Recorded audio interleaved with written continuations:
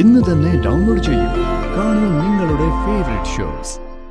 ഞാൻ വെറുതെ വിളിച്ചെന്നേ ഉള്ളൂ. അതിന് ഞാനൊരു പരാതിയും പറഞ്ഞില്ലല്ലോ സാർ. സാറിന് എപ്പോ ഏത് നിമിഷം വേണമെങ്കിലും എന്നെ വിളിക്കാം. അങ്ങനെ ഒരു അനുവാദം തന്നതിന് താങ്ക്സ്. ഒരു മിനിറ്റ് ഫ്രീ ആയ പോലും തന്നെ വിളിക്കണമെന്ന് എനിക്ക് തോന്നുന്നേ. അതെന്താ സാർ അങ്ങനെ? അതങ്ങനെ ചിലരെ നമുക്ക്, അതായത് നമ്മുടെ ജീവിതത്തിലെ. വെയിറ്റ് ഉത്തരം അറിയില്ലെങ്കിൽ സാർ ബുദ്ധിമുട്ടണമെന്നില്ല.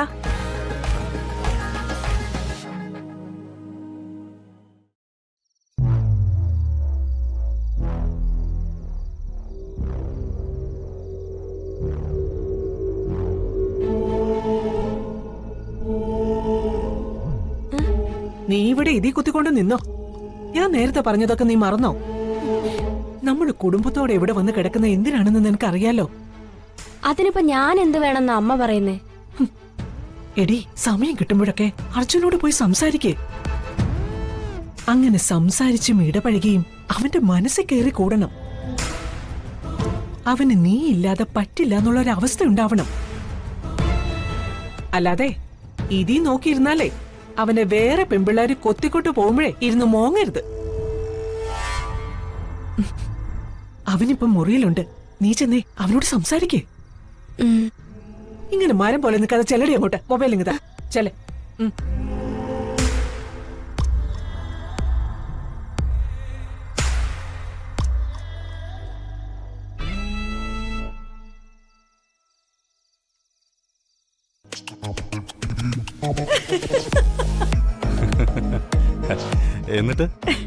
എന്നിട്ടെന്താ, അമ്മയുടെ കയ്യിൽ നിന്ന് നല്ല തല്ല് കിട്ടി.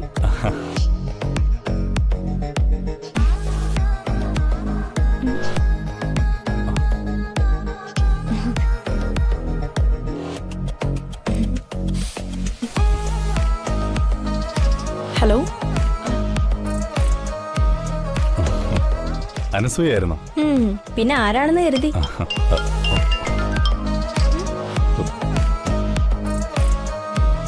എന്താണ് ഒരു കള്ള ലക്ഷണം? ആരായിരുന്നു ഫോണില്?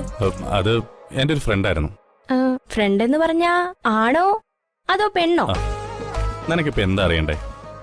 എനിക്കിപ്പോ ഒന്നും അറിയണ്ട, ഭാവിയിൽ അറിഞ്ഞാ മതി. വെഡിങ് ആനിവേഴ്സറിയുടെ അന്ന് വന്നാ മതിയെന്ന് അച്ഛനും അമ്മയും പറഞ്ഞപ്പോ ഞാൻ അവരെ നിർബന്ധിച്ച് നേരത്തെ കൂട്ടിക്കൊണ്ടു വന്നത്. അത്രയും നേരത്തെ എനിക്ക് അർജുനേട്ടനെ കാണാലോ. എനിക്കെന്തോ ഇവിടെ ഭയങ്കര ഇഷ്ടമാണ്. ഈ വീട്, ഇവിടുത്തെ ആളുകള്, ഈ മുറി, പിന്നെ അർജുനേട്ടൻ.